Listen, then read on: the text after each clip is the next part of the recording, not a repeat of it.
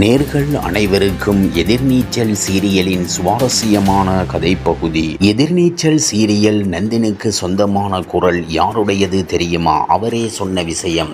எதிர்நீச்சல் சீரியலில் நந்தினிக்கு குரல் கொடுக்கும் பிரபலம் குறித்த தகவல்தான் தற்போது இணையத்தில் வைரலாகி வருகிறது.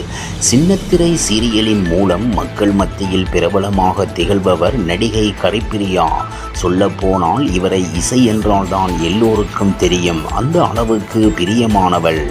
சீரியல் மூலம் தனக்கென ஒரு ரசிகர் பட்டாளத்தை உருவாக்கியிருக்கிறார் ஹரிப்பிரியா.